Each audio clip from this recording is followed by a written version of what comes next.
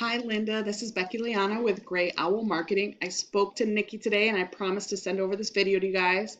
I will keep it brief, but I did just want to show you 3 tips you can use today to help and bring more customers to your business. Because oftentimes in the world of internet, most local business owners are just too busy with their own business to keep up with how the internet can really work for them and benefit their company. So as you can see here, I do have your website pulled up. I do love that you have a quick way to get in touch with you guys. That's nice. I do like that you have this contact form that people can easily submit here. It's a nice, sleek website.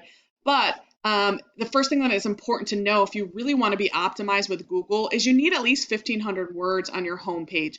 And it looks like you guys don't have too many words here because content is really king.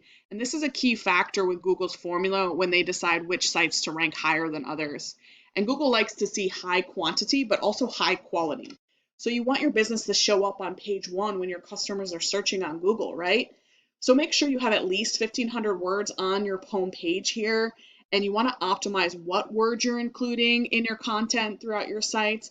And so to show you a little bit about that, I did pull your company up and put your company's website in here. This is kind of a dashboard of your online presence. So you can see you are getting some traffic to your website and you are ranking for some keywords.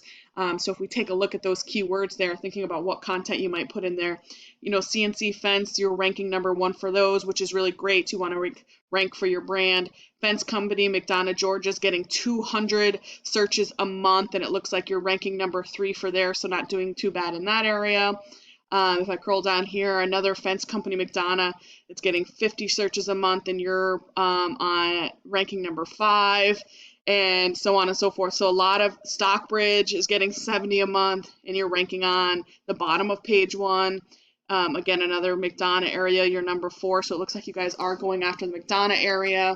But thinking about your content, you want to just pick specific buyer intent keywords and make sure that you're ranking for them. So I do see you have a lot of service pages here, which is great so that you can optimize for, those service locations as well, which is important to have when you're servicing multiple locations.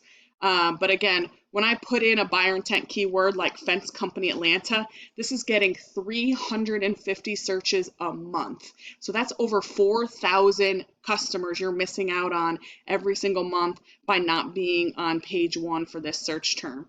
And just to give you an idea how people search, they'll put in a keyword.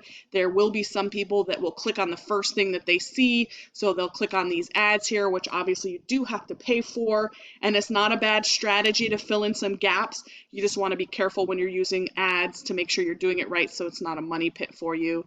But there are people that'll click on these first ones. There are also people that will skip ads and go right to the second section here, which is the map pack. And this is where Google puts the top 3 businesses that it feels confident to put in front of searchers.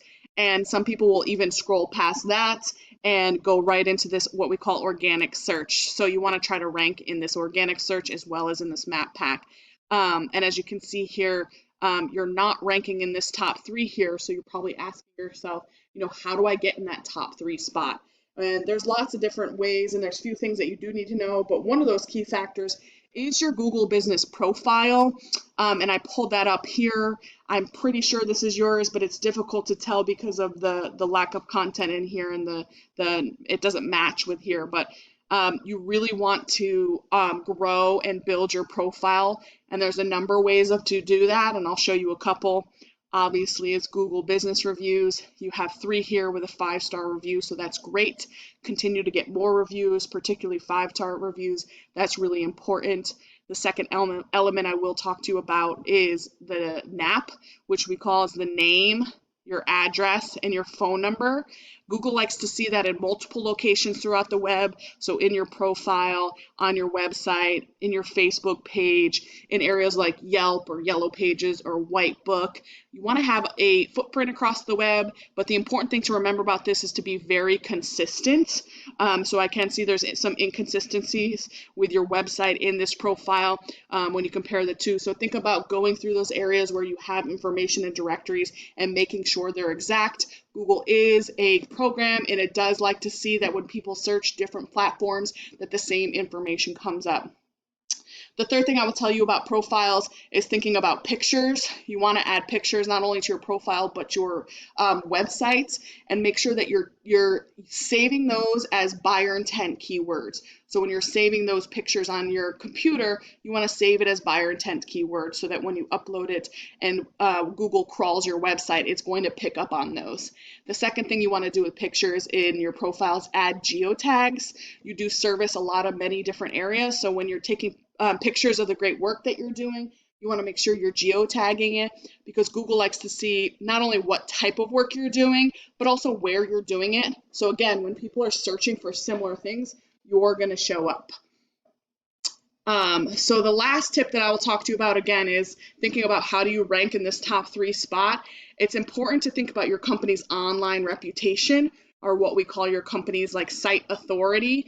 And again, if I go back to this tool here and look at the dashboard, you're not showing up for page 1 for that buyer intent keyword, and part of that could be because of your site's reputation is missing here. So it's really interesting that you do have your site reputation is a numerical value. That's this UR and DNAR number here, and it's based on things like your referring domain.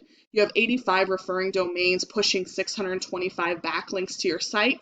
Not bad, but not all referring domains are created equally. So if we look down here, only 57 of those 85 referring domains are relevant in Google's eyes, which are giving you your score, which is non-existent right now. It's not showing me any data. So you are getting some traffic to your site, but again, if I put in this highly trafficked buyer intent keyword, you can see Precision Fence Works is ranking number 1.